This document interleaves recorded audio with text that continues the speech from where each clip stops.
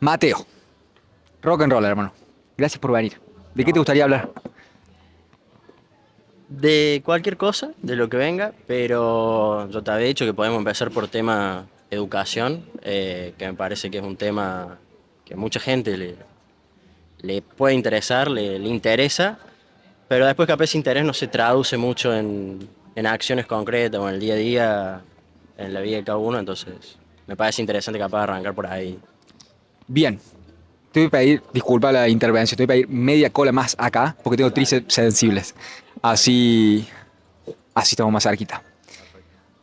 Bien, sistema educativo. ¿Qué fallas le ves o cuáles son los cuestionamientos? ¿Qué sentís que no está funcionando? ¿Qué sentís que sí está funcionando? También me comentaste atrás de cámara de que te recibiste de analista de sistemas, o sea que has pasado por el sistema universitario hace muy poco. Sí. Y también me dijiste que diste clases de inglés en un primario. Entonces también tenés como el contacto con los más chicos. Podemos ir todo por ahí. Pero ¿qué fallas le estás viendo o qué aciertos le estás viendo? Llévame.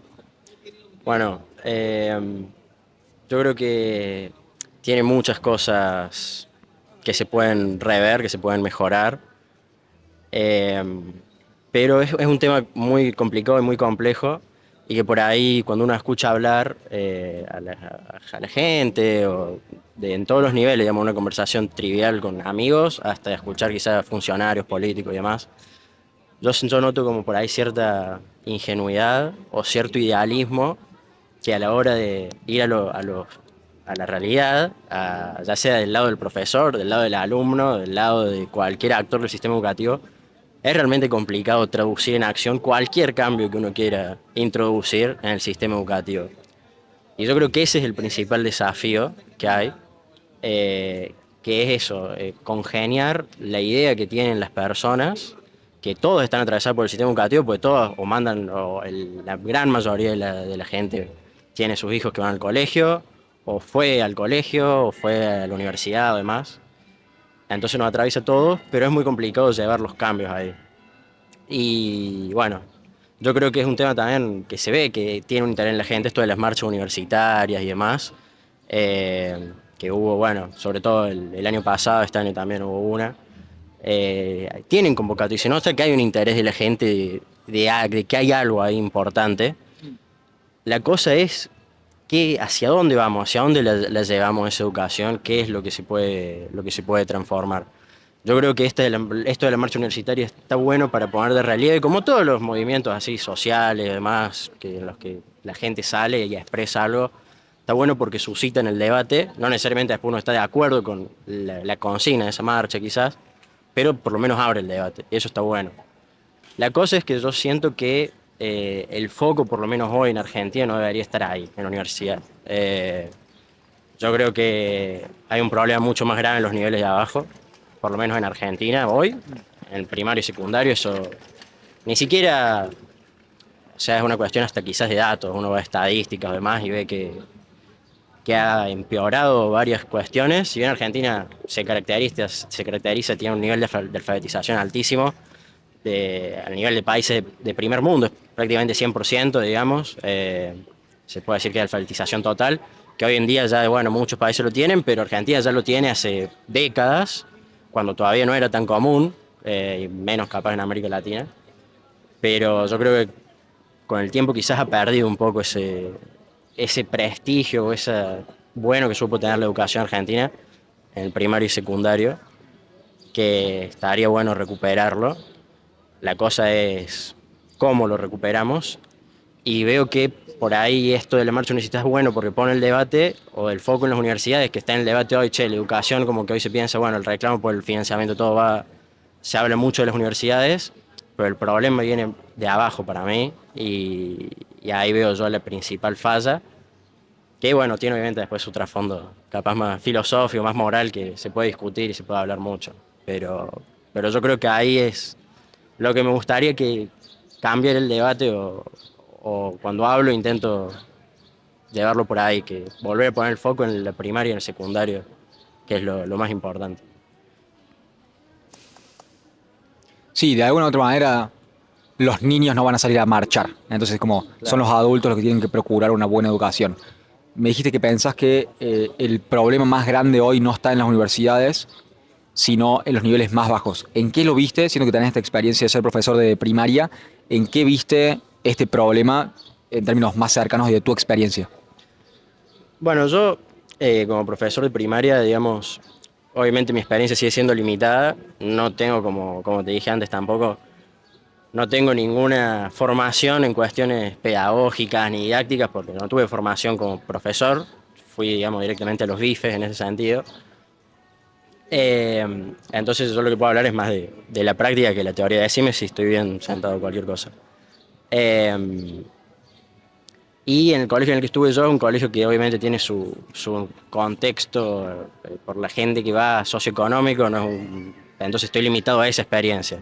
No di clase en un colegio público, si bien después sí fui a universidad pública, eh, es distinto, digamos, entonces opinando, hablo desde ese contexto, un colegio público de gestión privada, digamos lo que se llama comúnmente como colegio privado, eh, con un nivel socioeconómico particular de la gente que va en general. Y ahí uno igualmente nota ciertos problemas eh, relacionados quizás al interés de los chicos, que viene dado quizás por, bueno, por el cansancio o por lo que sea que traen desde la casa.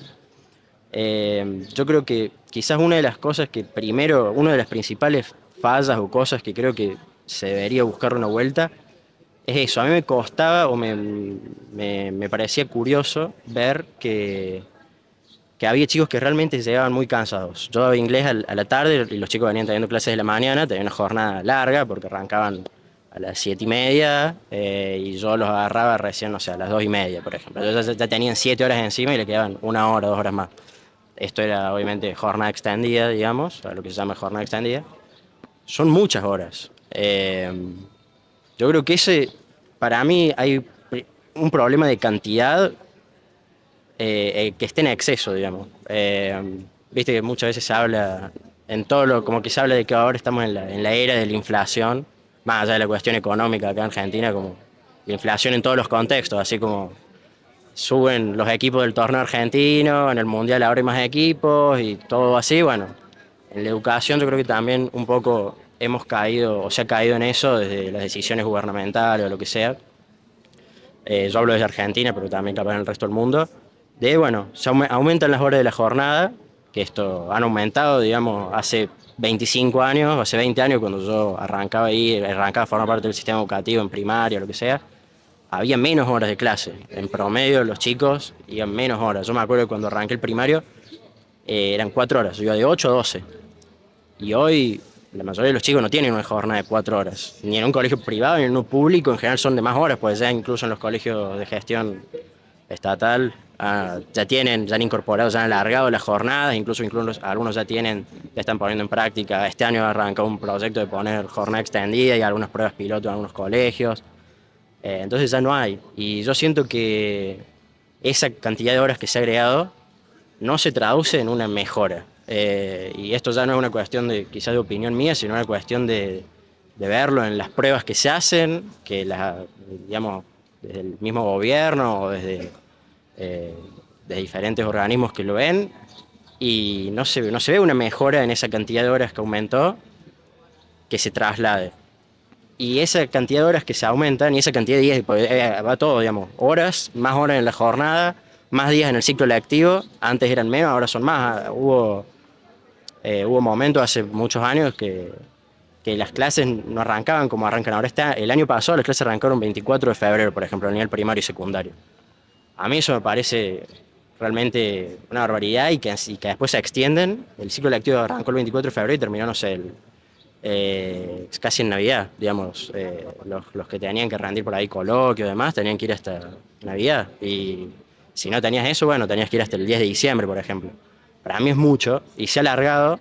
Antes eran menos días de ciclo lectivo y ese aumento de horas, ese aumento de días no se ve traducido en mayor calidad. Y lo mismo con los años de escolaridad, que ahora hace también de vuelta, trayendo de vuelta, hace 20 años no era obligatorio ni la sala de 3 ni la sala de 4, y ahora también son obligatorias. Entonces los chicos están ingresando al sistema también desde una edad más temprana, Y yo no lo veo, digamos, yo no veo que esos chicos que tuve yo tengan algo, digamos, se ve ese reflejo de haber tenido más horas que las que tuve yo, de haber tenido más años, pues ya arrancaron desde sala de 3, de haber tenido más días, no se ve. Y siento que tampoco se ve, por ejemplo, cuando vos vas en la universidad, por ejemplo, ya cambiando el foco, los profesores muchas veces o sea, era común que se quejaran de por ahí de tener que explicar cosas, sobre todo en los primarios, explicar cosas que supone que uno tenía que ver en secundaria. Y ellos hacían esto antes, nosotros no lo explicábamos, lo veían los chicos. Y ahora la universidad tiene que ponerse también en ese lugar de reemplazar las deficiencias con las que vienen. Entonces, la cuestión yo creo un poco es esa. Yo creo que si tengo que detectar una principal falla, una principal cuestión es esa, la inflación en horas, en días, en años, para mí habría que volver atrás, porque ese aumento en la cantidad no lo veo reflejado en la calidad. Y habría que preguntarse por qué hicimos eso, de aumentar la cantidad de horas. Eso responde a una exigencia que vino de la gente, fueron los padres, fueron la sociedad que reclamó que haya más horas, que los chicos tengan más clases, o vino del gobierno, de arriba, digamos, vino de funcionarios del gobierno, de otras organizaciones que creyeron que eso era lo mejor. Y si creyeron que eso era lo mejor, digamos, ¿por qué lo creyeron? ¿Obedece a una cuestión estratégica, realmente un plan, o obedece a otras cuestiones, digamos? Yo creo que eso es lo que hay que cuestionar, una de las cosas principales que habría que cuestionar. Y aunque sea darse cuenta que por lo menos yo creo que no es por ahí, por lo menos por lo que yo noto, porque los chicos estaban más cansados y se notaba como eso. Bueno, no sé vos cómo lo ves, capaz esa cuestión. Bien, me dijiste entonces, aumentamos la cantidad de horas, pero pensás que la calidad no, la calidad de los estudiantes que salen de este sistema educativo es peor que cuando tenían menos horas. Entonces, pensás que son las dos, subimos la cantidad, pero también de alguna manera bajó la calidad y por eso los chicos no están saliendo tan preparados como antes. ¿Es el razonamiento? Eh, claro, sí, ¿no? La cuestión de si bajó la calidad o no, no sé. Habría que ver porque es muy complicado medirlo, digamos. Sigue siendo una apreciación capaz subjetiva en cierto punto, más allá de esto que te digo, que obviamente hay organizaciones, viste, que lo estudian, sacan las encuestas, las pruebas que hace el gobierno, que ahora no sé cómo se llaman, pero las pruebas a aprender y demás. Eh, entonces hay medidas objetivas, también está mi apreciación subjetiva, pero yo creo que le pregunta a cualquier persona en la calle y la opinión inmensamente mayoritaria va a ser que por lo menos que la educación no mejoró, es que esté igual o capaz no te van a decir peor.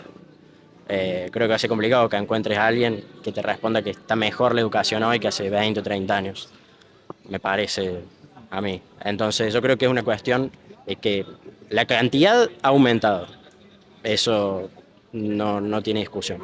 Y la calidad está igual o empeoró. Entonces hay que ver por qué pasó eso y qué hacemos para mejorarlo desde el lugar de cada uno y también a nivel sociedad, digamos. Bien, entonces lo que me quedó claro es que pensás que hay horas innecesarias lectivas, vamos a decir, como Sí. horas en las cuales los chicos están en el colegio que no se traduce a una mejora de la calidad de educación de ese chico. Ok, fuera de eso, que me parece válido como es una percepción, pero estoy de acuerdo con tu percepción de que la educación no ha mejorado. Y creo que es una percepción generalizada, al menos con la gente que me he cruzado, nadie me ha dicho, no, estamos rompiéndola en los récords de educación. Y también hay muchas quejas de padres sobre cómo puede ser que estén empezando en febrero y terminando cerca de Navidad, que también es una observación que mucha gente comparte. Fuera de eso, en términos de lo que es puro y duro adentro de la escuela, ¿cuáles sentís que son los principales fallos o los principales fallas y aciertos? ¿Cuál pensás que son eso, fallas y aciertos que ves hoy por hoy? Bien. Bueno, quizás, digamos, yendo más adentro del aula, que creo que es un poco lo que me estás preguntando, eso. Eh, Disculpa, te hago una intervención, porque sos profe de primario.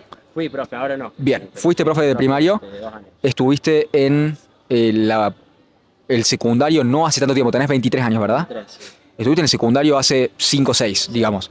¿Me podés comentar sobre tu experiencia ahí y sobre tu experiencia en la universidad que le acabas de terminar? Sí. haceme un camino en el cual me puedas decir, por tu experiencia de profesor en el primario, qué errores viste que se están cometiendo, que son fáciles de... En inglés esta frase de la fruta que está baja en el árbol, que es la primera, la más fácil de agarrar. Entonces, ¿qué es lo que sería fácil de cambiar y que pensás que tendría un efecto positivo, tanto en el primario como en tu experiencia del secundario y tu experiencia de la universidad? Haceme ese camino, porfa. Ok. Voy a empezar por, si me lo permitís, de adelante para atrás, o sea, por la universidad y voy a ir para atrás, porque es lo que tengo más fresco capaz, y mientras tanto voy sacando lo otro. Yo creo que en la universidad, por lo menos yo desde mi experiencia, es donde menos a gusto me sentí como alumno, donde encontré más capaz de este tipo de fallas. Eh, si bien, digamos, no es que la pasé mal, creo que aún así mi experiencia ha sido positiva y pude lograr que me vaya bien y hay muy buenos profesores y demás. Eh, Quizás noto como la falla, por lo menos en la mía, yo que fui estudiante de ingeniería en sistemas, en la UTN, pero creo que es algo generalizado porque charlando con amigos que estudian también otra ingeniería además, también es común, que falta una pata que te integre eso con el resto de las áreas de conocimiento. Vos vas a estudiar ingeniería hoy, en mi facultad o en otras, y yo siento que salís sabiendo capaz de eso, pero te olvidas por completo capaz de otras áreas de la vida que no se abarcan ni de cerca ni de lejos, directamente como que parece que fueran otro mundo y no están integradas en la experiencia. O sea, lo que voy es no tenés ninguna pata que te ancle a cuestiones, por ejemplo, humanistas o de ese lado. Que está bien, vos te puedes preguntar, bueno, pero ¿para qué le sirve a un ingeniero saber de eso? Bueno, yo creo que sí le sirve, es parte de la formación, porque un ingeniero tiene que tener aunque sea una pata de eso y literalmente no hay nada, e incluso los profesores un poco te tratan, y a mí me fue chocante eso, como que parten de la suposición de que los que estudian ahí son todos medio cuadrados, digamos. Y supongo que lo mismo que pasará capaz si vas a una facultad de humanidades, que no ven nada de la parte de exactas, si vas, no sé, a la facultad de Derecho, si vas a que estudian, no sé, ciencia política, psicología, capaz los profesores o todo está pensado desde la suposición de que la gente que va ahí no entiende nada o no tiene idea o no le interesa para nada los números o las cosas exactas.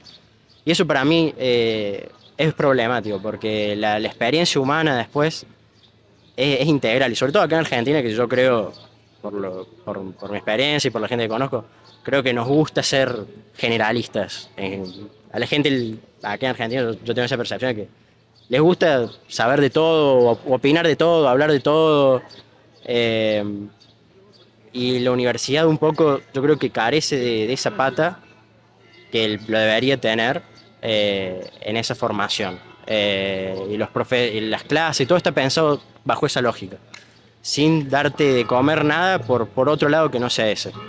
Y eso puede ser problemático, porque después el día de mañana, digamos, uno puede terminar en cualquier lado y podés terminar siendo alguien importante, alguien que toma decisiones, un gerente de una empresa, alguien que funda algo, un CEO, no sé, y ese CEO toma decisiones que después tienen impacto en la vida de las personas en todos los órdenes.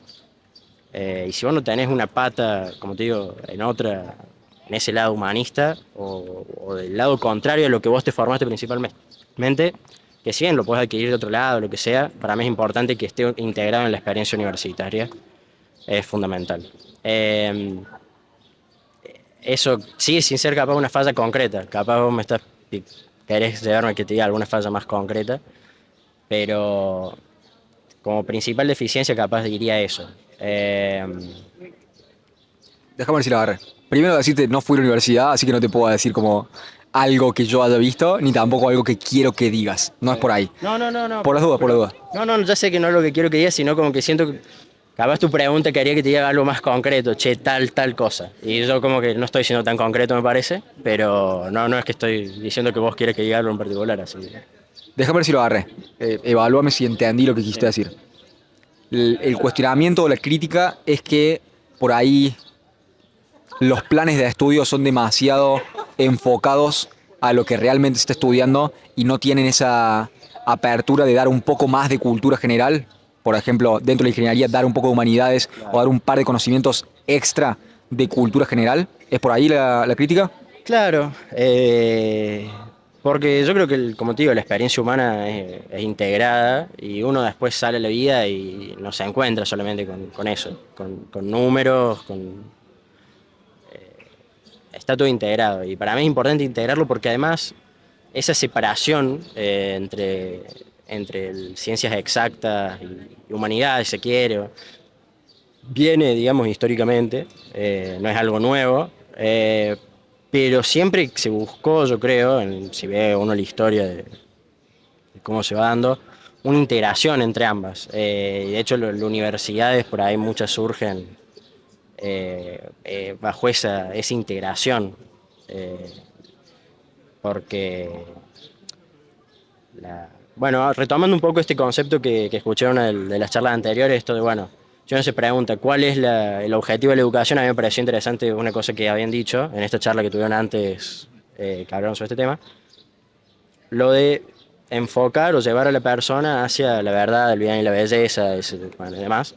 Yo creo que a eso le daría una vuelta, diría que el objetivo de la educación, más que llevar a la persona hacia ahí, es hacer que desarrolle las habilidades para que pueda llegar ahí.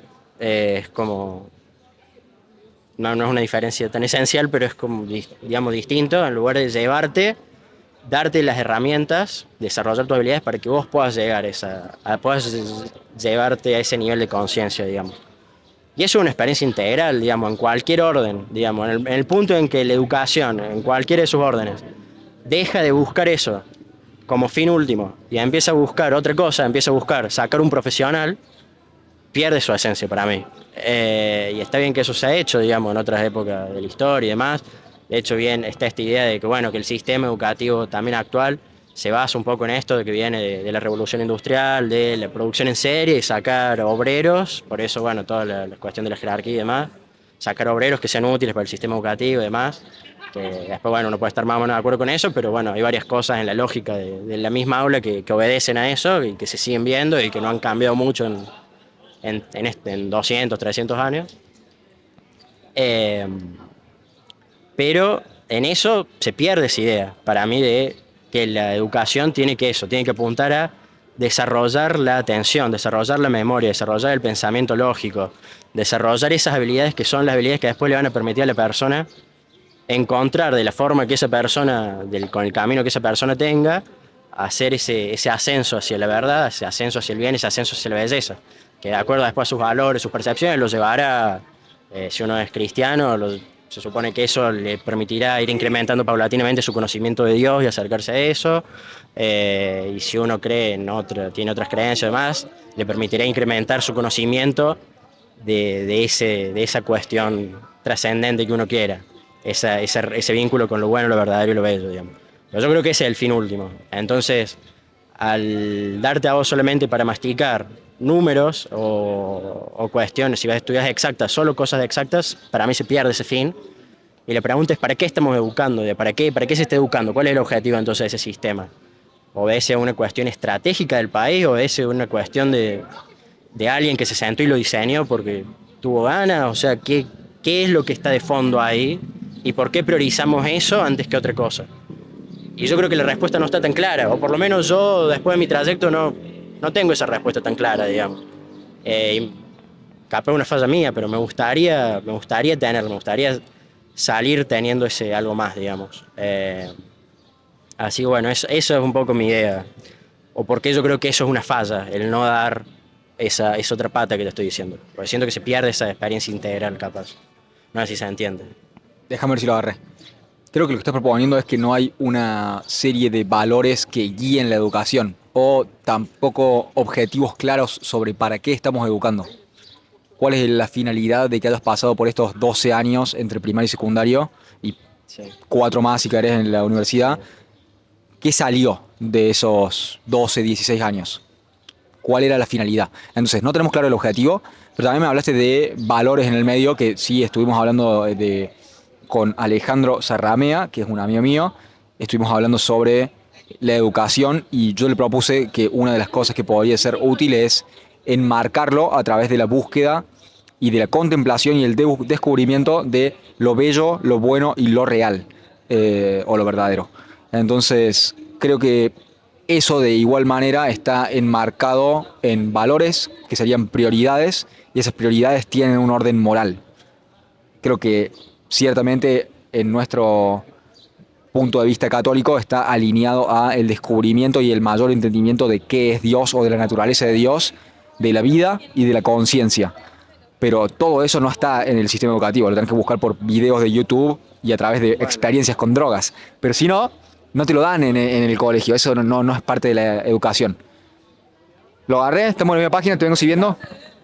exactamente. Lo de las drogas no lo dijiste vos, lo dije yo. No, no. Para... No, pero lo que dijiste está muy bueno y lo expresaste con menos palabras, mucho más claro de lo que lo dije yo, así está buenísimo. Y sí, yo creo que un poco va por ahí. Esa experiencia yo sí capaz la tuve un poco más. Y creo que capaz la gente en general por ahí la ha tenido porque es verdad que en el primario y en el secundario vos ves de todo, digamos. Quieras o no quieras, te guste o no te guste, tenés que aprender más o menos de todo para probar y salir de ahí, digamos. Eh, entonces ves de todo, ves ciencias naturales, ves ciencias sociales, ves arte, ves un poco de todo y salís con esa experiencia. Yo particularmente en el colegio, en primario y secundario, no lo sentí porque tenía bastante, tenía algo, si bien yo en el secundario elegí la especialidad de economía, seguía teniendo cuestiones de humanidades y demás, y leíamos y había cosas muy interesantes y cosas muy valiosas y varios aciertos en mi experiencia en el colegio, que bueno, ahí puedo ir como paso siguiente, cosas que creo que estaría incluso bueno por ahí llevar, extrapolar y llevarlas a otros colegios, llevarlas a otros. Pues si bien yo iba a un colegio que era católico, de confesión, hay elementos que se pueden abstraer o se pueden sacar de esa experiencia, se pueden extrapolar y llevar, yo creo, a cualquier ámbito, siguen siendo valiosos, sacarle incluso, si se quiere, el elemento católico, el elemento cristiano para hacerlo laico y que esté al acceso de todo y que no haya ningún problema con eso, pero que siguen aportando un gran valor por ahí. Pero sí, sí, yo creo que un poco ese es el problema. Y en la universidad eso yo creo que se realza porque está formando profesionales, está formando gente. Y un poco esto de lo que se ve de vuelta trayendo el tema de la marcha universitaria y de todo el cuestionamiento que se hace del financiamiento universitario y todo, más, y todo lo demás, respecto bueno, a lo que ha hecho un poco el gobierno de Milei, ¿no? Que yo creo que evidentemente ha habido un acierto, como ya te dije, en ponerlo sobre la mesa, en cuestionar algo que venía por lo menos hace, yo creo que los últimos 3 gobiernos anteriores a Milei venía medio fijo, digamos, no había ningún cambio, no había ninguna novedad en esas cuestiones, por lo menos yo creo en el gobierno de Alberto, en el gobierno de Macri, en el segundo gobierno de Cristina, no había sobre la mesa una discusión sobre la educación universitaria y sobre la educación general como está ahora o estuvo este último tiempo, para la gente en general. Sí, obviamente siempre era un tema por ahí de campaña, vos veías el debate y siempre era una cuestión de que, bueno, lo escuchabas a Alberto, lo escuchabas a Macri, lo escuchabas al otro, y prometían, sí, vamos a abrir 3.000 jardines de infantes, o vamos a abrir 3 universidades en el interior, bla, bla, bla. Que después, bueno, algunos lo cumplía más, algunos lo cumplía menos, pero no había una cuestión de interés esencial por la educación para mí en ninguno de esos 3 gobiernos. Milei no sé si la tiene, o el gobierno actual no sé si la tiene, pero yo creo que dentro de todo, capaz lo valioso también es que Milei no llegó ahí diciendo que se iba a preocupar por la educación, sino que él siempre lo que dijo es como ponerlo en debate, digamos. En su momento con esto del sistema de los vouchers y demás, que bueno, quedó medio en la nada, digamos, o por lo menos por ahora, digamos, se han enfocado en otras cosas del gobierno, pero lo puso sobre la mesa, abrió el debate y para mí eso es valiosísimo, porque hay que debatirlo para mí. Entonces, tanto lo que ha hecho Milei de, bueno, de ponerlo en debate y después las marchas en contestar eso y armar esa dialéctica para mí es muy interesante y hay que ver a qué lleva eso. Si bien está enfocado en el nivel universitario, para mí me gustaría que se lleve a todo el sistema, a todos los niveles. Eh, y bueno, yo creo que también un poco eso, habría que pensar, más allá de la cuestión esta de, bueno, el fin moral de la educación, esta de la búsqueda de la verdad, la belleza, el bien, a ver, bueno, si no está eso, ponele que no esté eso, bueno, ¿cuál es la cuestión estratégica? Digamos, pues en Argentina tenemos educación pública, que está buenísimo, digamos, para mí es algo, un pilar sobre el que se fundó el país y es importante. La cuestión es que la educación pública también tiene una cuestión estratégica. Si vos tenés educación pública, tiene que haber un pensamiento estratégico de para qué la querés tener, por qué, hacia dónde la vas a llevar, porque si no, ¿para qué tenés educación pública, digamos? Porque si vos la tenés pública es porque es una cuestión de Estado. Yo una cuestión de Estado tiene que obedecer a algún fin último más importante. Y siento que eso también medio que no estaba en debate, como que incluso uno ve una consigna que a mí no me gusta mucho de las marchas, que es esta de decir, bueno, yo soy la primera generación universitaria de mis padres, mis abuelos, yo soy bueno, pero ¿para qué querés ser la primera generación universitaria? Es por una cuestión de realización personal, que está buenísimo, banco, pero eh, hay una cuestión, si vos tenés educación pública tiene que haber una cuestión estratégica, digamos, también. ¿Para qué sirve o para qué sirve que la gente tenga esa posibilidad? Porque no es solamente para que realicen sus deseos o para que puedan acceder a un título, porque capaz un título tampoco es que te garantiza que vas a ser más feliz o que vas a tener mayor éxito económico o que vas a encontrar, digamos, capaz te abre algunas puertas, te facilita alguna cosa, pero no es la solución a nada. Entonces, para mí está bueno ponerlo sobre la mesa y creo que tampoco lo tiene, digamos. Entonces, ante la falta de ese fin moral, decimos, bueno, vamos al fin estratégico. ¿Cuál es el fin estratégico? Y un poco que tampoco lo termino de dilucidar que haya realmente ese fin estratégico en la educación, sobre todo universitaria. Por lo menos yo creo que la educación universitaria mantiene, en general, por lo menos cuando uno lo ve, o por los profesionales que salen, comparado con el resto del mundo, cuando hacen viste estos rankings de universidad del mundo, Argentina sigue estando ahí arriba o sigue estando en puestos medios de overachiever, digamos, me salió el término en inglés, pero Argentina, bueno, tiene esa característica por ahí que es medio overachiever en todo, en deporte, en todo. Bueno, dentro de eso yo creo que en educación, para los recursos, para los problemas estructurales que tiene el país y demás, bueno, sigue teniendo universidades que están a un nivel muy bueno, siendo públicas, siendo... Entonces, ¿qué hacemos con eso? Digamos, hay que aprovecharlo, yo creo, más de lo que se aprovecha. Y de vuelta, yo creo que no pasa por una cuestión de montos, de dinero, de horas, de días, como hablamos de la primera y secundaria.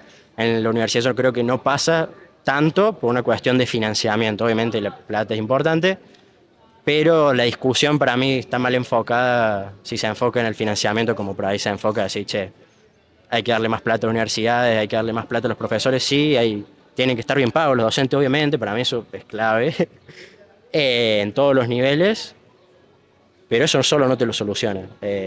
Tiene que haber una cuestión más allá de eso. Así que, bueno, eso un poco para cerrar el tema universidades o facultades, digamos. Yendo a la educación secundaria y seguir a la educación media.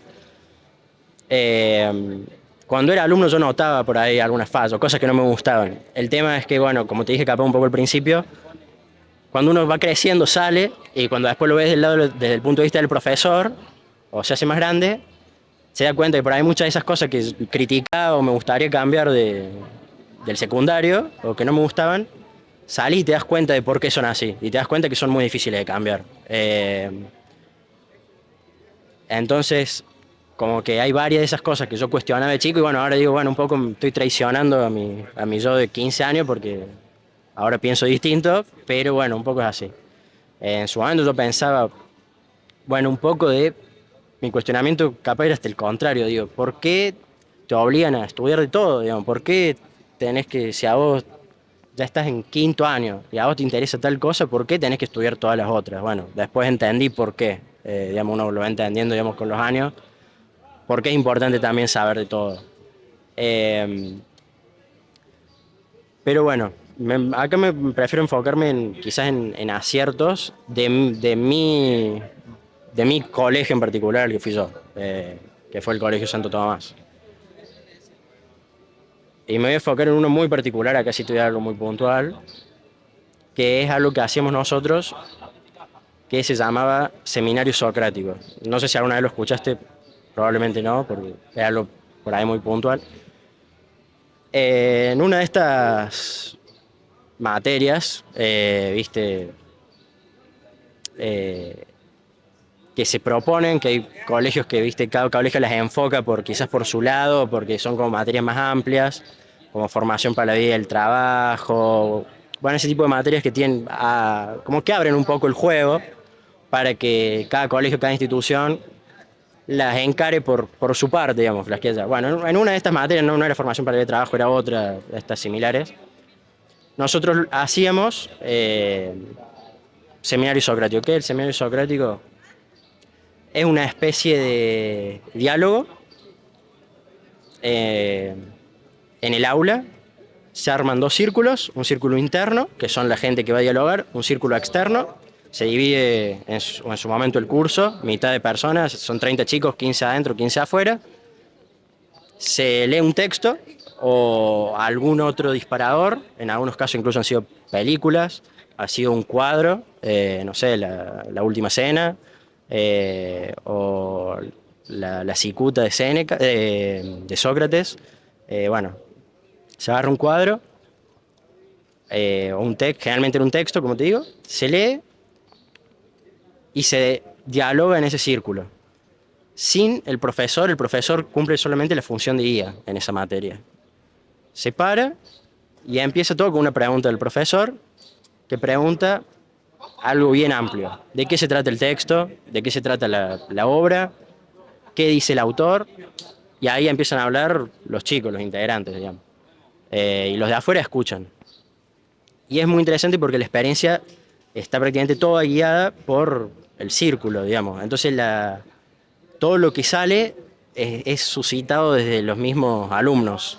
El profesor cumple literalmente esa función de ser guía e interviene. Lo ideal es que no intervenga nunca, o intervenga solamente esa primera vez para tirar la pregunta disparadora.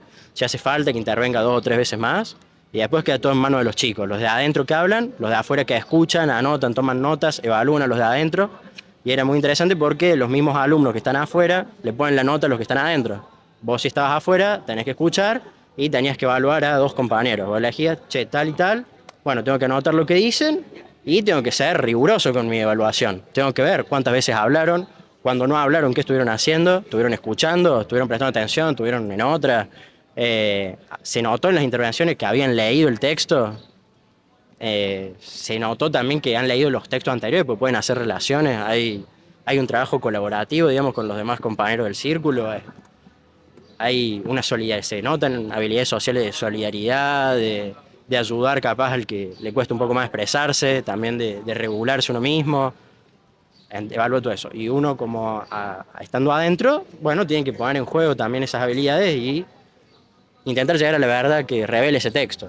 Y esos textos eran textos de todo tipo, leíamos desde Marx hasta Santo Tomás de Aquino, Chesterton, Nietzsche, Kant, o sea, bien abierto, Martín Fierro, Tolkien, Lewis y un montón más, digamos, estoy nombrando Marechal, de todo, digamos, de cultura occidental, incluso también algunos de cultura oriental, la mayoría no, pero también teniendo ahí como un vistazo a eso.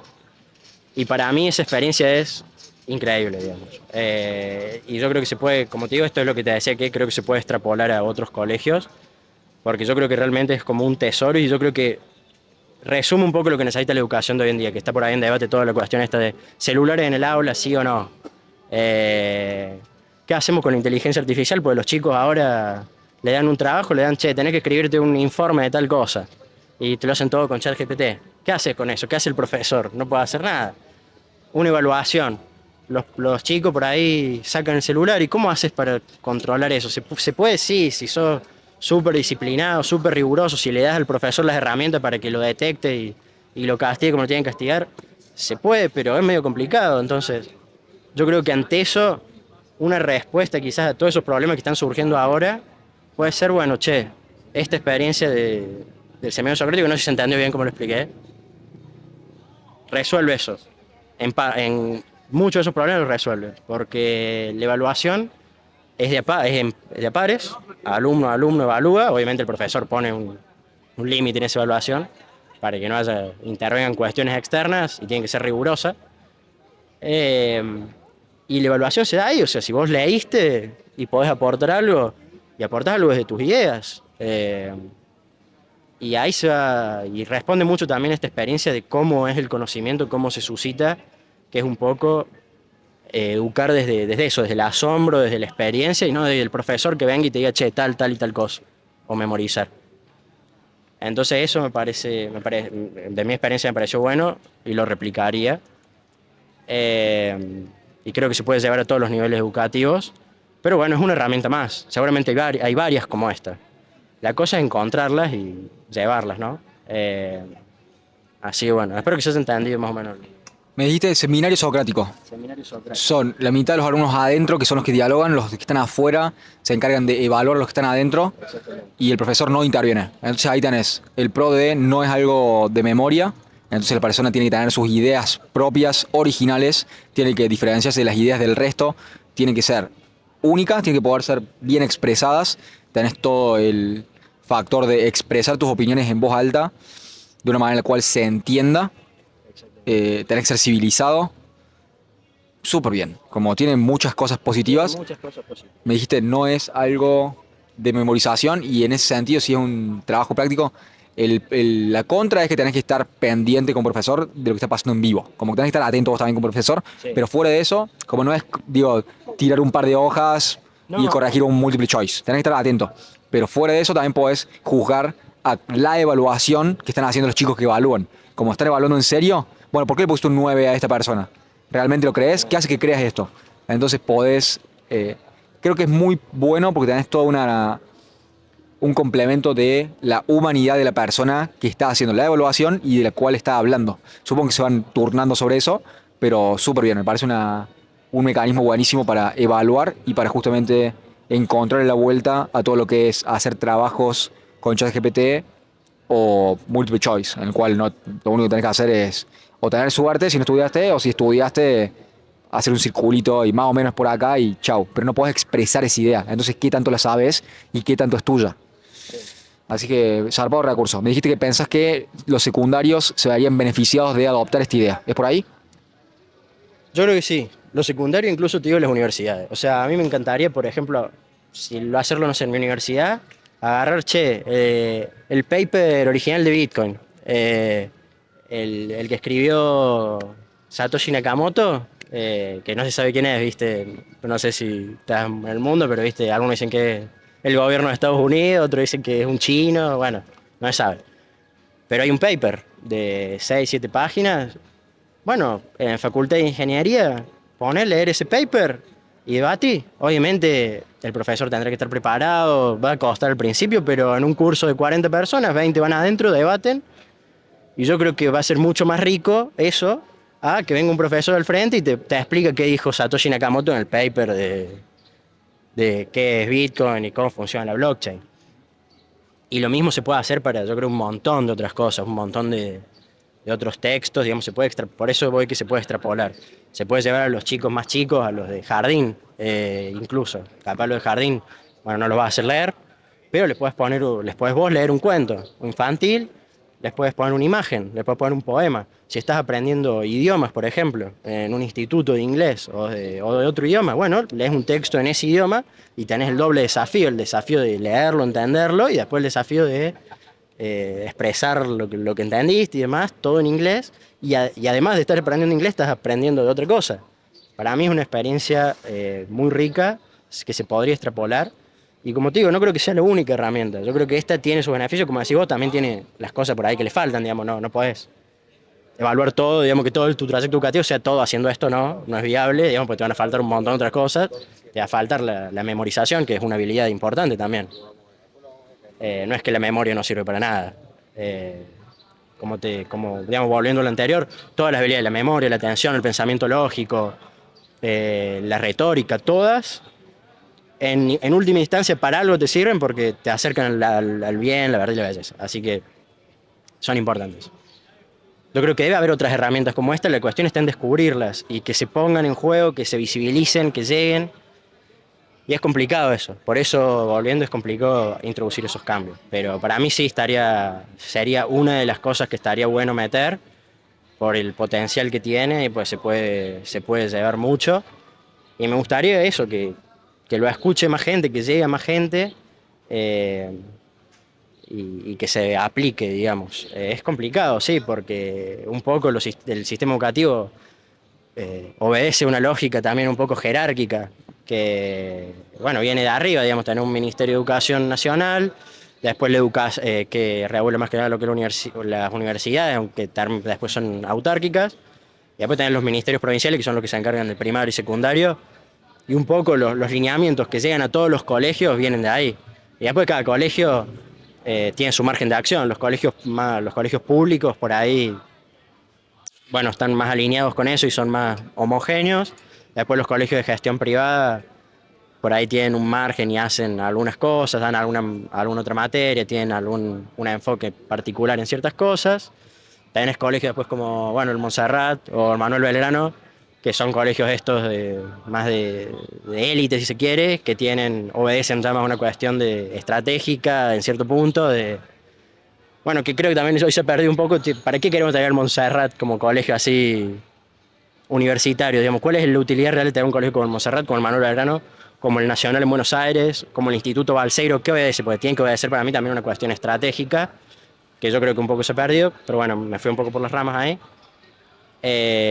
Pero, digamos, si vos querés imponer algo en todo, o que no imponerlo, pero querés llevar una herramienta hacia todos los colegios, tiene que tener un impulso desde arriba. Si no, es muy complicado las cosas que surgen desde abajo. Yo creo un poco en esto de que creo que los nichos, digamos, un poco terminan llegando, las cosas interesantes surgen como nicho.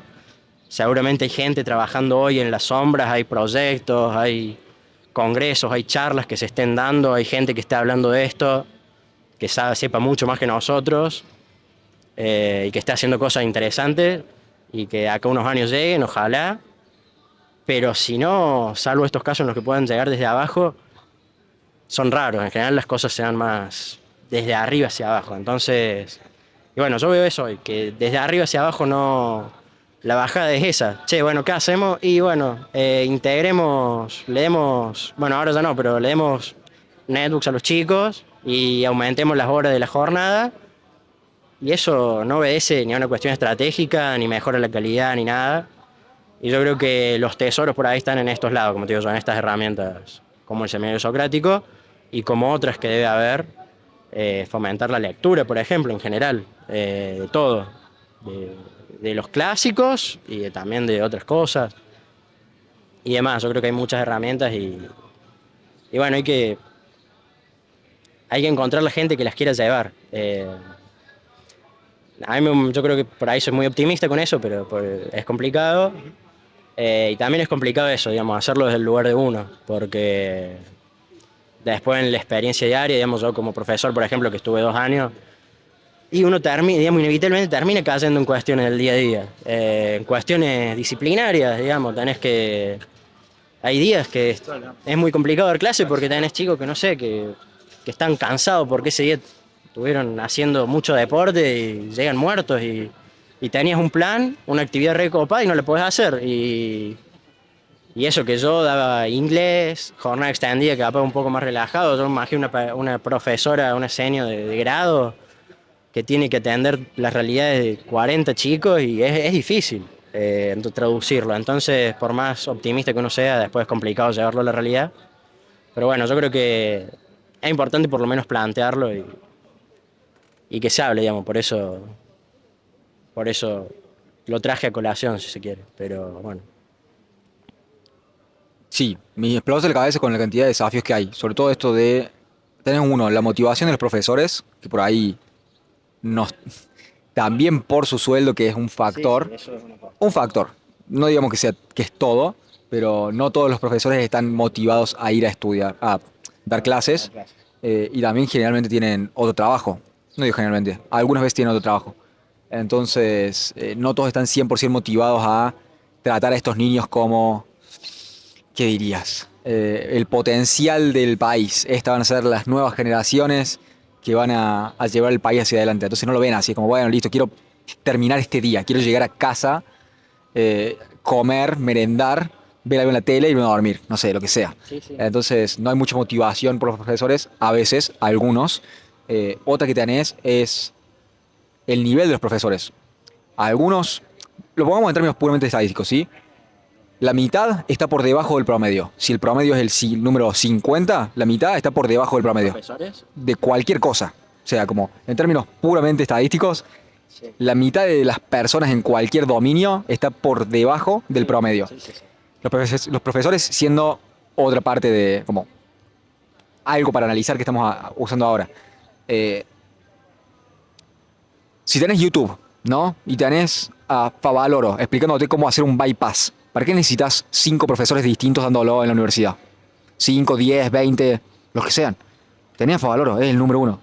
Si tenés al mejor en cualquier área dando una lectura extensiva sobre esto, y le podés poner, ya estamos flatando, pero le podés poner el añadido de codificar una inteligencia artificial con toda la bibliografía y las conferencias dadas por Favaloro para poder explicar este tema, ¿sí? Entonces le podés hacer preguntas a una inteligencia artificial que te puede responder como si fuera Favaloro Sí. a cada pregunta que vos le haces. Digo Favaloro por un ejemplo, pero puedes hacer eso con Sí, puede ser cualquier, cualquier cosa. cualquier materia. Entonces, ¿para qué necesitas un profesor en cada curso, en cada escuela, si la mitad está por debajo del promedio y al mismo tiempo ya tenés una inteligencia artificial codificada con la memoria y toda la bibliografía y data del mejor que existió en la historia? Digo Favaloro, pensalo en cualquier cosa. ¿Para qué necesitamos tantos profesores? Ya tenés una banda. La inteligencia artificial es un tsunami deflacionario que va a eliminar una banda de trabajos. Creo que los profesores no están exentos. Y en el caso de que estén exentos, no los necesitas como profe de matemáticas, no los necesitas como profe de lengua, los necesitas como apoyo pedagógico de última. ¿Cómo Sí. hago que este niño se desarrolle? Pero en términos puramente prácticos de extraer conocimiento de un profesor y comunicarlo a un alumno, creo que hay muchos puntos ciegos en eso y creo que no creo que sea algo que se empiece a hablar en los próximos 3 años, porque estos cambios llevan tiempo y las personas que están a cargo de hacer estos cambios, yo soy cínico y no creo que sean los mejores en pos de ver cómo hacer los cambios que son eh, pertinentes a tiempo, porque esto ya lo podría estar hablando. No sé qué tanto se está hablando y no es una cuestión de vanagloriar el que yo esté diciendo esta idea, simplemente no lo he escuchado en ningún lado y debería ser algo que se esté hablando. ¿Cómo desarrollamos mejor a las infancias? No creo que una computadora sea mejor profesor que un profesor. No por el contenido, porque creo que eso ya en la universidad ya es completamente innecesario un profesor en ese sentido, sino por la humanidad. Como alguien que es una autoridad, pero también es como un pseudo padre en el primario, ayuda al niño a aprender y es un apoyo más uno a uno. En ese sentido no, pero en cuanto a contenidos, no hay chance. Tenés el mejor. Entonces, eso se me vino a la cabeza en términos de el secundario para arriba, sobre todo. Me parece súper útil lo que acabas de mencionar, de vuelta, trayendo a la colación, lo del método, no método socrático, dijiste seminario socrático, porque estás hablando, te está obligando a hablar en un mundo en el cual estamos pasando más tiempo en las pantallas que dormidos y estamos yendo cada vez más a la virtualidad. Hay un montón de habilidades sociales que se están perdiendo. Entonces, el hecho de poder entrenarte a hablar con tus pares y quizás tener vergüenza y quizás no poder decir bien la palabra o expresarte mal, el hecho de exponerte a eso va a hacer que tarde o temprano al menos no vas a tener miedo, porque ya lo hiciste 30 veces antes, entonces no vas a tener miedo de decir lo que pensás. Creo que tiene mucha utilidad por ese lado. Eh, pero sí, el sistema educativo tiene muchos problemas por muchos lados. Volviendo, me dijiste lo del primario, de que estaban cansados los chicos, que otro problema, volviendo al principio, es la carga horaria innecesaria porque no se ve reflejado en el aumento de calidad educativa. Pero no sé, hermano, otra que me interesa preguntarte, ya voy a romper todo el juego que estábamos jugando y voy a inventar otro Sí, juego. sí. Me interesa preguntarte porque me dijiste que estudiaste sistemas, Ingeniería en sistemas. ingeniería en sistemas. Sí, Bien, computadoras. sí. Disculpa, necesito que me expliques bien de qué va. Ahí te devuelvo el micrófono para que me expliques bien de qué va ingeniería en sistemas. Si es ser programador, si implica otras cosas, si no tiene nada que ver con ser programador. Porque mi viejo es ingeniero en sistemas Ah, bueno. y si yo tengo que explicar de qué trabaja mi viejo, de qué trabajaba cuando trabajaba, diría computadoras. Esa sería toda mi respuesta, ni puta idea. Programador, crear sistemas, no sé. Entonces, ahí te voy a pedir que me expliques, pero me interesa preguntarte sobre todo, trayendo a colación lo que acabo de mencionar sobre el desplazamiento de muchas actividades y de muchas oportunidades laborales a raíz de la creación y el desarrollo de la inteligencia artificial. ¿Cómo la ves? ¿Sí? ¿Cómo ves, siendo que estudias sistema, no estudias fucking literatura? Estás de la mano con la tecnología. Sí. Acabas de recibirte, hago un breve paréntesis, disculpa que estoy por todos lados. Un breve paréntesis, No, pero me gusta, me gusta. otro problema que tenemos como civilización o como sociedad es cómo vamos a criar a los niños y qué les daríamos de decir sobre cómo va a ser el futuro. Porque por muchos años se les dijo, termina el secundario, anda a la universidad y vas a tener una mejor salida laboral que te va a permitir vivir a un estándar de vida más alto. Ahora, ¿qué va a estudiar el niño que está en quinto año, sexto año, está por salir del secundario y va a la universidad, si no tiene la garantía de que en 5 años, cuando termine la carrera, ese trabajo va a existir? Entonces, ¿cómo preparas a un niño, a un adolescente, para que le vaya bien de acá a 6 7 años? Cuando no sabemos cómo se ve el futuro de acá a 6 7 años. Entonces, un gran problema. Volviendo. En tu caso en particular, ¿sí? Sea a través de preguntarte en tu profesión, que es ser analista de sistemas, o en otras profesiones. ¿Cuál pensás que va a ser el impacto que va a tener la inteligencia artificial en los próximos 5 7 10 años? Bien. Pero es que arranque por ahí o por lo que me pregunté al principio de qué es la ingeniería o de ese tema. Soy un demente. Agárralo por donde quieras. Te tiré como 24 preguntas, así que agárralo por donde quieras y sí, porfa, explícame de qué va la ingeniería en sistemas, cómo pensás que te va a afectar a vos en particular y en la generalidad de la sociedad. Bueno, interrumpime si me voy por las ramas con alguna cosa o que te surja otra pregunta. Bueno, primero es complicado por ahí, hay mucha gente que no termina de entender qué es la ingeniería. Ni siquiera yo capaz termino de entender qué es ingeniería. Y la ingeniería de sistemas es algo particular de eso, así que por ahí es complicado, digamos, de explicar. De hecho, creo que mucha gente, bueno, como que cuando aprendes los oficios, ¿viste? Estás en jardín, primer grado te están enseñando los oficios, bueno, médico, veterinario, ingeniero, arquitecto, y creo, como de todos tenés una idea, y el ingeniero como que vos aprendes el nombre, pero no sabes bien qué hace el ingeniero. Creo que es una experiencia medio universal de que debe pasar a todo el mundo. El ingeniero en sistemas, particularmente, es una carrera, por lo menos donde la estudié yo en la UTN, muy amplia. Como te digo, creo que en Argentina nos gusta ser generalistas en el sentido de, bueno, te abre el abanico, digamos. Como te digo, no es una experiencia integral completa porque le falta toda esta pata de la que te estuvimos hablando, pero dentro del área, dentro de esta área en la que se enfoca, sí es muy generalista porque te puedes dedicar a muchas cosas dentro de eso. Es muy amplia la salida que tiene ingeniería en sistemas. Puede ser desde programador, como dijiste vos, desarrollador, hasta dedicarte a cuestiones más de gestión, cuestiones también que tengan que ver más por el lado de si te gusta más, si tenés capaz esa capacidad por el lado de la matemática, la estadística, los datos, los análisis de datos.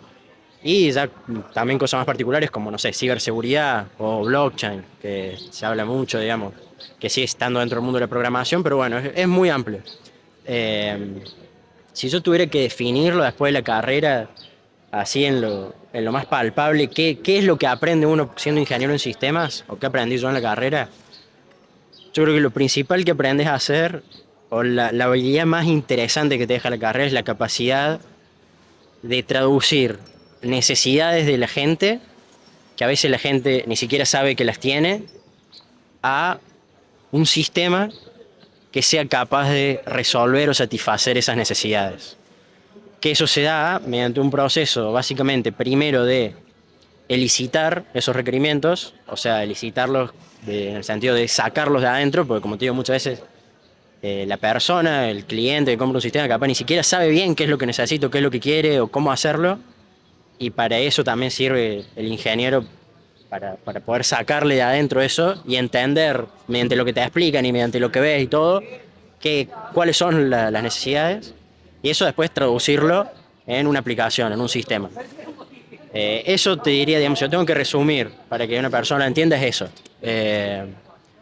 Así como un arquitecto diseña una casa, capta, digamos, lo que la persona quiere y después diseña la casa, bueno, el ingeniero es eso.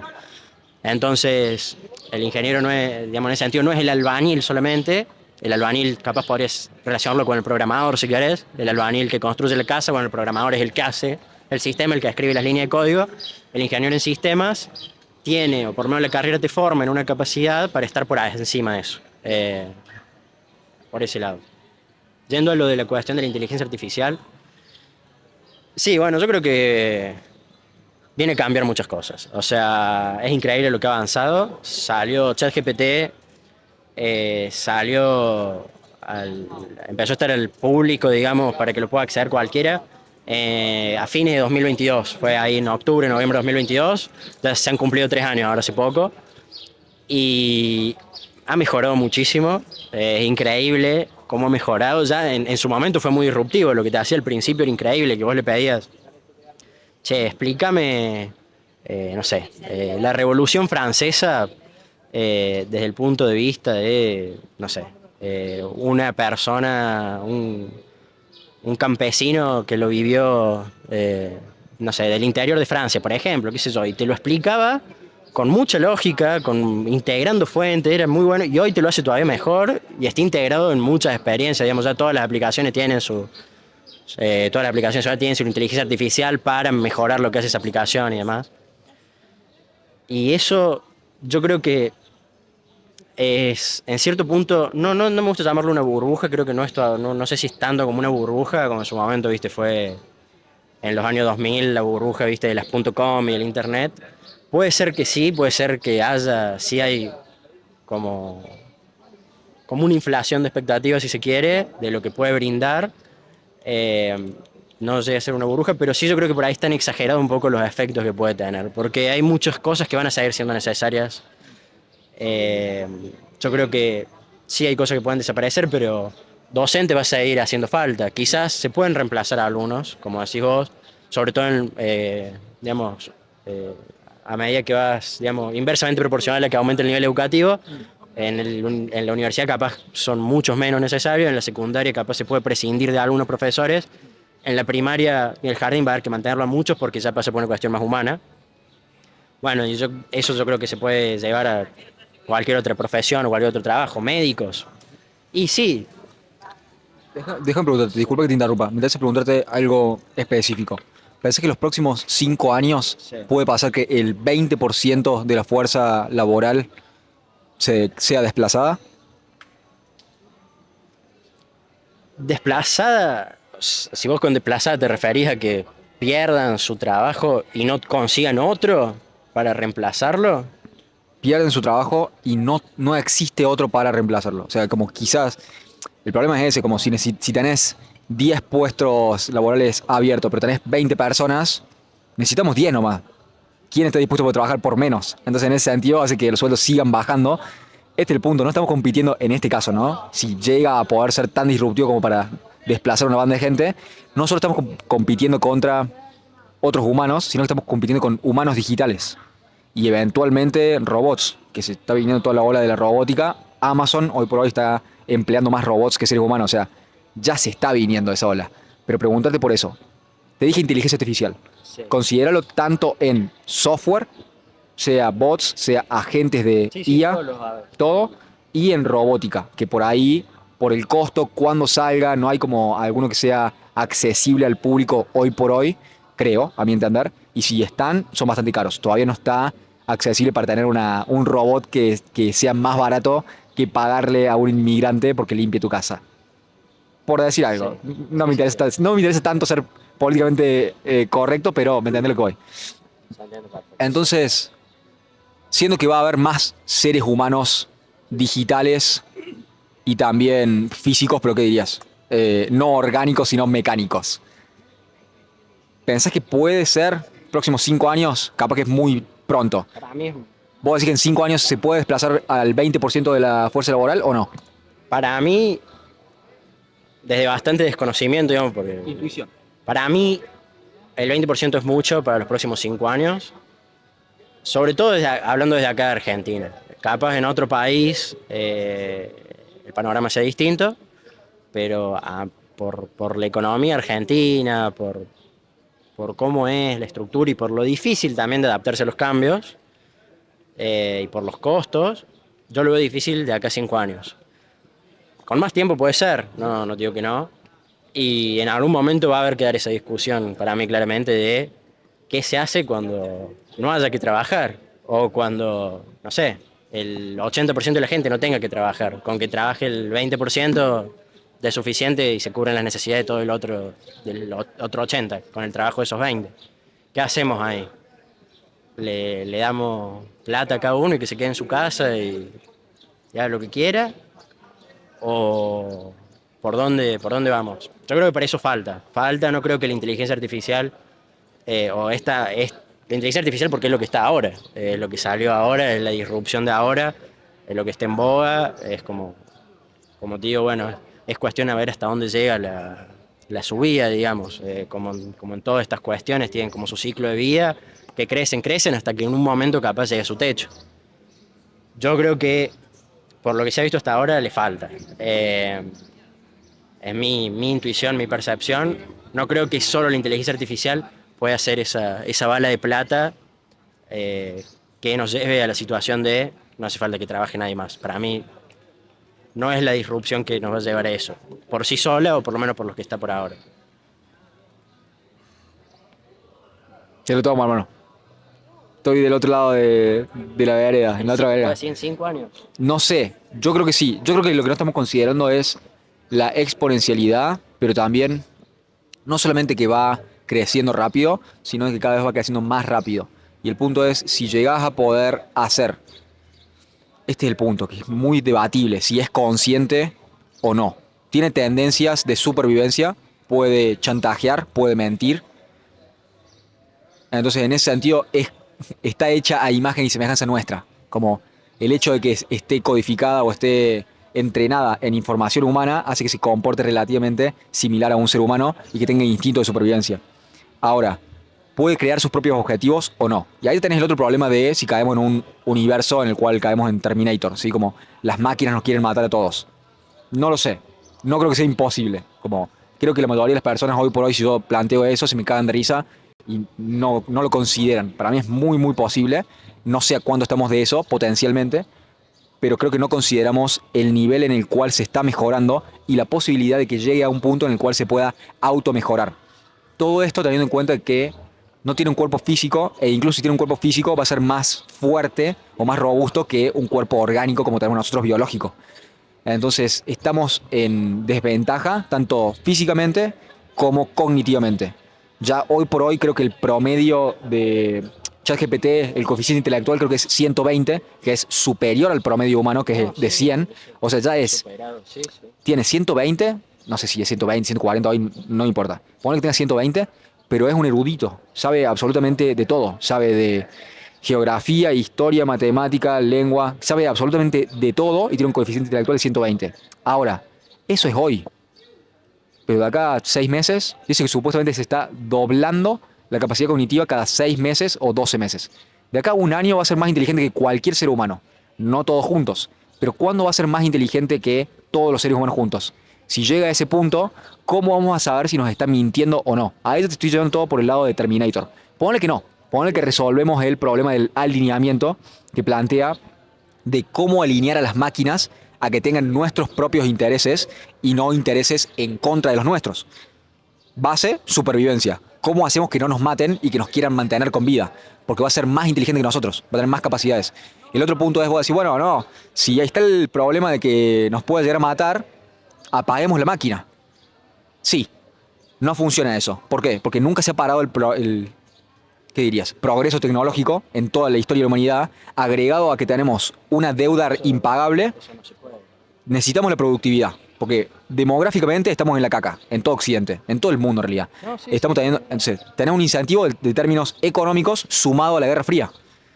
No se va a parar, vamos para adelante, pero no sabemos qué efectos va a causar el ir para adelante y estamos imprimiendo más plata, haciendo más deuda, empobreciendo a la clase media en todo el mundo, en pos de poner un montón de plata. Entonces, entiendo el punto de no sé si es la bala de plata, pero ciertamente, apuntando a lo que acabas de decir sobre quizás sea una burbuja, se la está tratando como una bala de plata.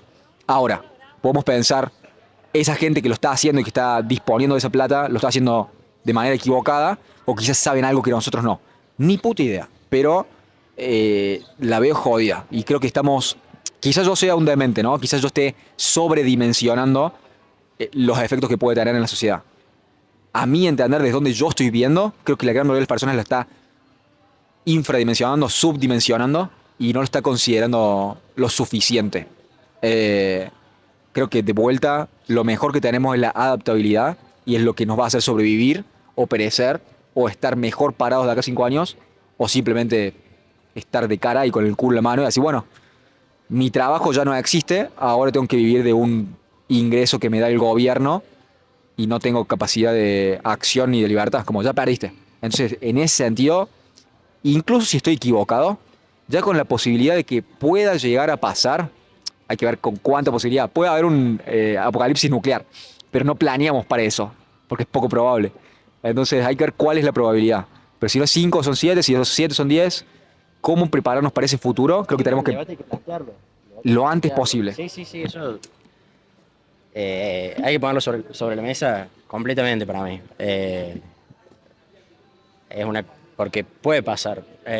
Yo no soy, no creo tanto por ahí en ese futuro distópico, no creo que sea la principal posibilidad, pero que sea una de las posibilidades, y sí, puede ser, digamos, no se puede descartar al 100%. Entonces hay que poner el debate sobre la mesa y bueno, y ver qué se puede hacer. Lo cierto es que también hay que saber que uno por ahí, yo, vos, el hombre de pie, capaz no puede hacer mucho, digamos. En ese sentido, hay que confiar en que los que están arriba, los que toman las decisiones, los que hacen estas cosas, digamos, tengan en su mente eh, no solamente la idea de, bueno, ganar plata o el progreso económico o el poder o lo que sea, sino que tengan algún resto de pensamiento humano, eh, que yo creo que algunos lo pueden tener, otros no, y no sé. Entonces hay que confiar un poco y en ese sentido yo creo que, digamos, sea uno o lo otro, lo máximo que uno puede hacer es, bueno, prepararse uno personalmente, intentar preparar a los cercanos, a sus amigos, a su familia, intentar llevarlos por lo que uno cree que puede pasar y que se puedan preparar de la mejor manera posible y no más que eso, digamos. Y después plantear el debate. 100% de acuerdo. No creo que nada de lo que podemos hablar desde acá, incluso los más inteligentes de Argentina, no creo que vaya a cambiar lo que está pasando porque está en la mano de muy pocas personas y todas viven en Estados Unidos y son los CEO de Sí, las sí. empresas que están desarrollándolo. Entonces no hay vuelta con eso. Ahora, sí podés salvar a los que tenés cerca tuyo. Y para al menos podés salvarte vos. Y el punto para mí es, si supieras que viene el diluvio, ¿saldría a tomar una birra o empezaría a juntar madera? ¿Entendés? Como, viene el diluvio, perro. Como, ¿querés sobrevivir o no? Quizás yo estoy con esa visión muy apocalíptica. Sí. No digo pisarle la cabeza a nadie, o sea, como, mantenerte bien y no atores a las personas. Como, no hace falta que pienses como yo. Yo digo, si pensás que puede, de otra manera, siempre el apocalipsis está en el horizonte. Siempre algo puede salir extremadamente mal y cada día que nos levantamos, ni siquiera tenemos la consideración de que podría haber un apocalipsis nuclear en cualquier segundo, ¿entendés? Tardaría menos de un día. Si se tiran todas las bombas, tardaría menos de un día en la Tierra ser completamente distinta. Ahora, no confiamos en que no va a pasar eso, pero esto está teniendo una tendencia. Si extrapolas la tendencia, ¿a dónde nos lleva? Y si piensas que eso es algo que es necesario prepararse para estar bien, para llegar mejor parado a ese momento, yo diría encontrarle la vuelta. No digo a vos, no digo, yo lo digo, me lo digo a mí mismo y le digo a cualquier persona que, que quiera tener un mejor futuro. eh, no tengo por qué Sí, decirle a nadie qué hacer. Te digo lo que yo estoy haciendo, lo que yo pienso.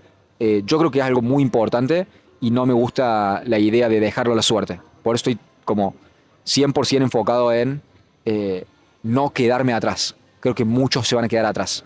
Y podés después, pueden pasar estos 5 años y después decir, no, es que el capitalismo nos oprime. Sí, sí, sí, pero también te podés encargar vos. sí. Entonces, como 100% llevarlo al lado de responsabilidad individual, trata de no quedarte atrás. Creo que cuídate el culo. Ese es el Sí, mensaje. la pregunta que te haría ahí es, ¿qué es en este caso, no en esa metáfora, qué sería ahora juntar madera para vos? O sea, ¿sería eso lo que me está diciendo de prepararte en el sentido de las habilidades, de no quedarte atrás? ¿O qué sería juntar madera para vos en este contexto?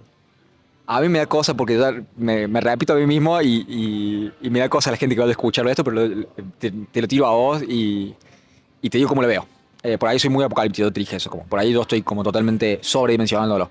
¿Qué significa juntar madera para el diluvio? El diluvio siendo, mucha gente se va a quedar sin trabajo y va a haber de una u otra manera discontento social. Por ponerlo en eufemismos tranquilos, ¿sí? Va a haber gente muy enojada porque las cosas se están rompiendo, porque las cosas no están funcionando como deberían funcionar o como les prometieron que iban a funcionar, y va a haber mucha gente discontenta en las calles. En el mejor de los casos no va a ser violento.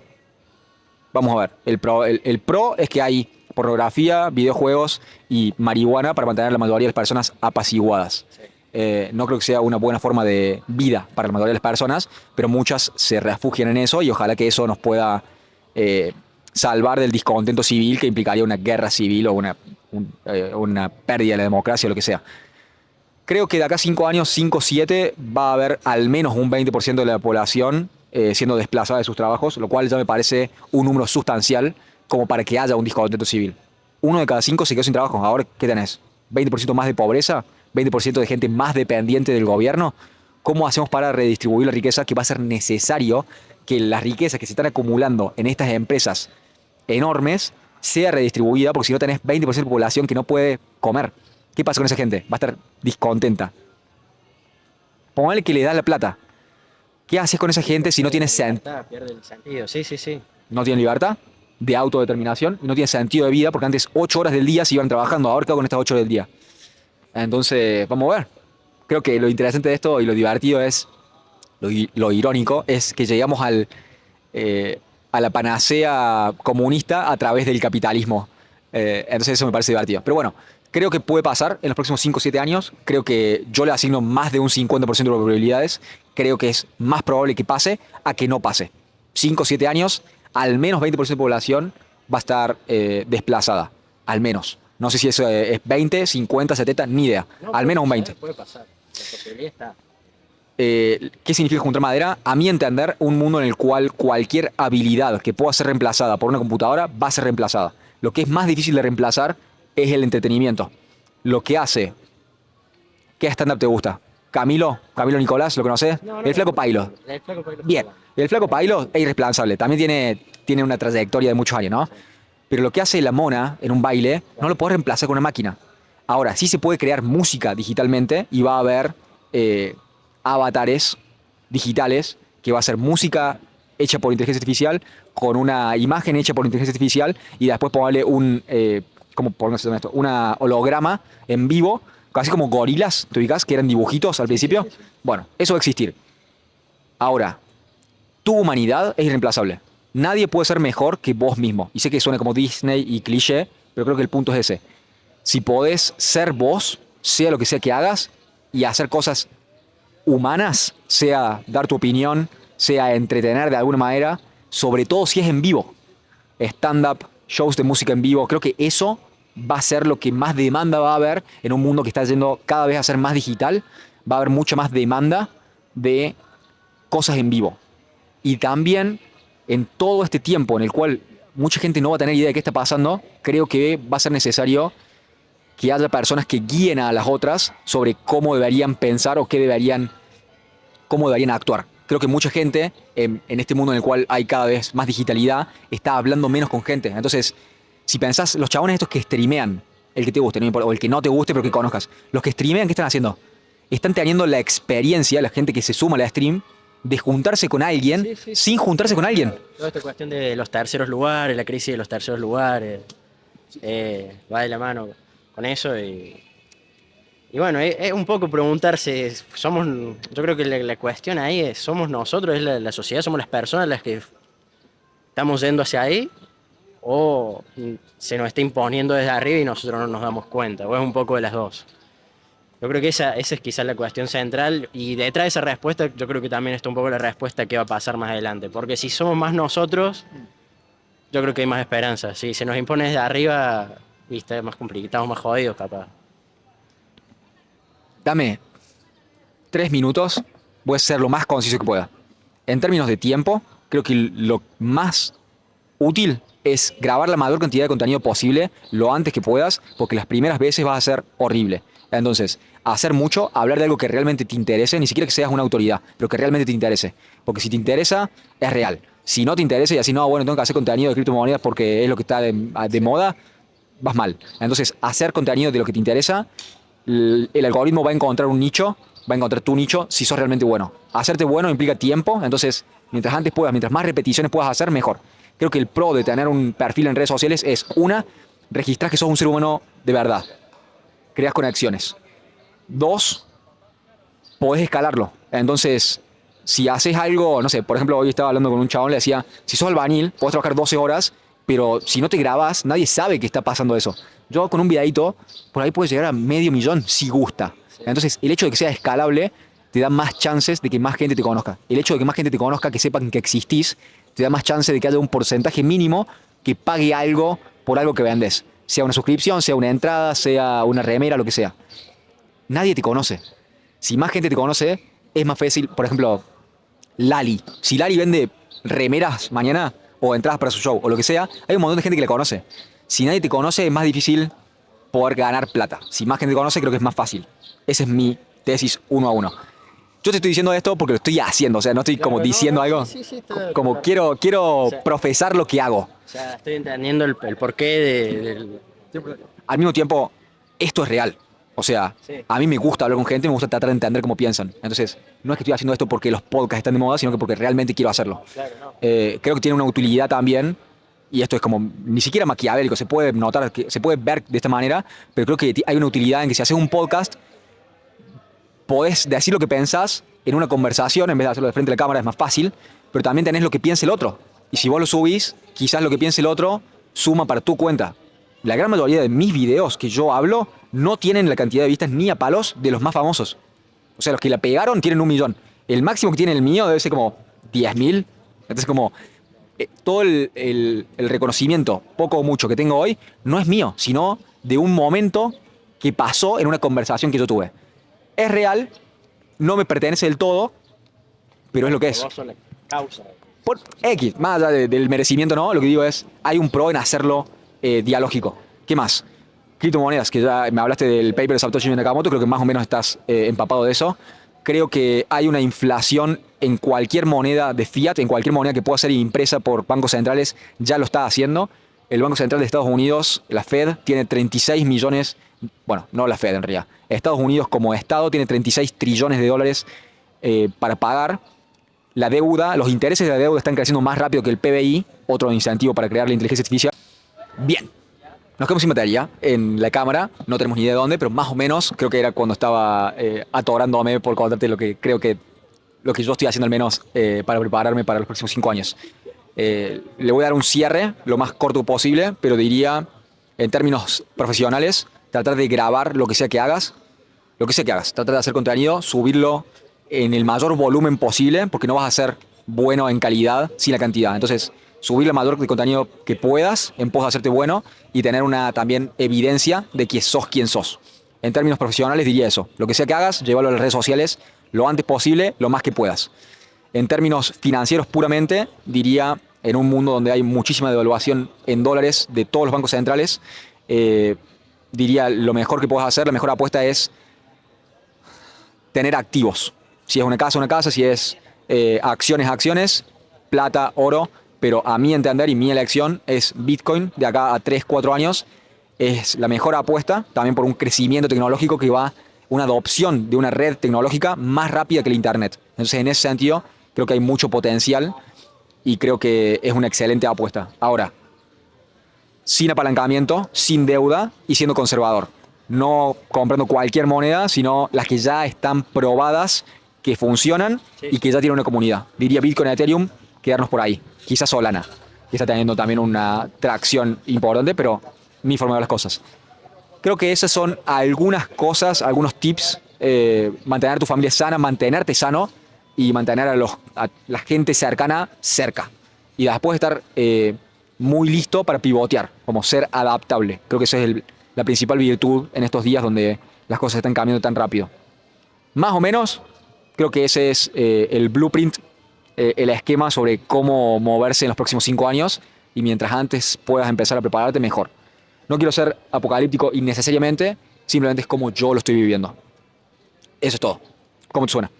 No, me parece bien. De esos 3, 4 puntos que mencionaste, creo que hay uno que no me cierra tanto porque lo veo complicado de que sea eh, aplicable a todo el mundo, que es el de la creación de contenido. Siento que es complicado que darle como consejo general a todo el mundo, che, convertite en alguien que crea contenido de lo que haces para mostrarte, para crear marca personal, para darte a conocer, para tener un registro, para lo que sea. Es complicado como general porque no sé si además si lo hace todo el mundo, si todo el mundo tiene éxito, probablemente sea una porción muy chica. Los otros consejos, los otros 3 puntos sí me parecen muy valiosos. El de llevar al máximo tu adaptabilidad en todos los planos, digamos, mental, físico, de estar en un buen estado, digamos, en todas las dimensiones. Lo de tener a los cercanos cerca y también lo del Bitcoin, tener algo sólido en lo que sentarse y que el Bitcoin, a pesar de que mucha gente por ahí no está metida en eso, realmente tiene un trasfondo, no es chamullo. Hay mucha gente que piensa que es chamullo, que es una estafa, pero Bitcoin es en serio, es importante. Pero bueno, el otro me cuesta tomarlo, pero vos capaz tenés más experiencia que yo y capaz lo estás diciendo por teniendo un fundamento mucho más que el que tengo yo para decirlo. Así que, no sé. Estoy de acuerdo con vos, o sea, déjame encontrarnos en el medio. Creo que la gran mayoría de las personas, como en cualquier cosa, no va a ser exitosa. Messi hay uno solo. Hay muchos que son profesionales, pero que no tienen ni 100 goles. Messi tiene más de 800. Hay muchos que no llegan a primera. Hay muchos que no llegan a jugar ni siquiera en la B, ni siquiera a jugar profesional. Entonces, siempre por el porcentaje de gente que es exitosa, hay un montón que no lo es. 100% de acuerdo. Ah, lo que estoy proponiendo es, creo que es la mejor apuesta que podés tener. Quizás no, mono, quizás algo que va a ser muy necesario son electricistas, gasistas. Eso es lo más lejano a que sea reemplazable, porque es motricidad fina y necesitas un cuerpo. Entonces no va a haber robots pronto haciendo eso. Ellos se van a llenar de plata en los próximos años. Ahora, si hay un montón de gente haciendo eso, oferta y demanda, se equilibra y baja el precio. Eh, Creo que es la mejor apuesta en términos de que es escalable. Hay un límite de tu tiempo y de cuántas casas podés ir a instalar aire acondicionado, por decirte. Pero no hay límite de cantidad de gente que pueda ver un video que se hizo viral. Entonces, en ese sentido, creo que el pro de que sea escalable es lo que debería llevarte a tratar de jugar con eso porque es la palanca que necesitas para poder impulsar tu carrera, sea lo que sea. Y entiendo el punto, quizás no todos son tan carismáticos, quizás no todos se sienten cómodos mostrándose en video. Creo que la mejor forma es video, claramente, porque el hecho de que reconozcan tu cara es súper importante. Ahora, si es voz, si es simplemente hablar detrás de imágenes, creo que puede funcionar. Si es escrito, quizás pueda funcionar. Eh, pero de vuelta, creo que no es para todos, creo que es más fácil para algunos que para otros. Hay gente que es más tímida, hay gente que no. Pero creo, a mi entender, que es la mejor apuesta que tiene la gran mayoría de las personas. Y cada día que pasa va a ser más competitivo, va a haber más contenido de inteligencia artificial. Como mañana va a ser más difícil que hoy. Entonces, que ese sea tu impulso para empezar lo antes posible. Como nunca ha sido tan fácil como hoy, se va a poner cada vez más difícil en términos de competencia. Y al mismo tiempo, mientras antes empezás, más rápido pasás por esa fase en la cual das orto y a nadie le importa lo que haces y sos malísimo. Pero si, mientras antes pases por eso, más fácil va a ser llegar al punto en el cual ya sabes lo que estás haciendo. Estoy de acuerdo con vos. No es para todos. Creo que es la mejor apuesta. Al menos yo actúo en consecuencia de eso. Esto. Bien. Creo que eso ha sido todo. Necesito volver a casa a seguir editando, porque mi vida es un constante trabajar en pos de no morir a manos de las máquinas. Pero antes de irme, de irnos, me interesa darte este espacio, en caso de que quieras promocionar algo, en caso de que quieras ser encontrado por alguna razón. Antes de eso, preguntarte si hay algo que ha quedado en el tintero que te gustaría agregar, sea sobre el futuro apocalíptico que propongo que va a pasar, o sobre la educación, si hay algo que ha quedado en el tintero que te gustaría agregar antes de cerrar. No, no mucho. Probablemente después, cuando vuelva a mi casa o mañana, me voy a acordar, voy a decir, che, tal cosa podría haber dicho y no le dije, qué sé yo. Voy a seguir masticando alguna idea, pero bueno, eso. Capaz la educación o poner el foco en la educación es importante para afrontar este futuro. Preguntarse qué va a pasar con la educación es algo que hay que hacer. Yo creo que es fundamental. La educación es probablemente de las cosas más importantes, que muchos dicen que es importante y después no se ve en la realidad, pero hay que darle esa importancia. Bien ahí. Mateo, ¿cómo te encuentran en redes sociales? ¿Hay algo que quieres promocionar? Es todo voluntario, ¿no? Como si no querés que te encuentren, no te encuentran, pero si tenés algo por promocionar, este es el momento. Si querés ser encontrado, ¿cómo te encuentran? No, no. Lo que sí me gusta escribir. No escribo tanto, pero me gusta escribir. Si alguien escucha esto, me pueden buscar en Substack. Eh, no sé si alguien ya promocionó su Substack acá. soy el primero. Pero tampoco tengo muchos textos, pero pueden buscar, se llama Chimney Sweeping en inglés, que quiere decir desollinado de chimeneas. Y tengo un par de textos interesantes. El desollinador hay uno, la pareidolia de los pozos, demás. Así que si alguien me quiere buscar por ahí, es lo único que puedo ofrecer. Zarpado. Substack, Chimney, esto es como suena, Chimney, N-E-Y, termina Chimney, Sweeping, S-W-E-E-P-I-N-G. Ahí te encuentran en Substack para leer tus textos.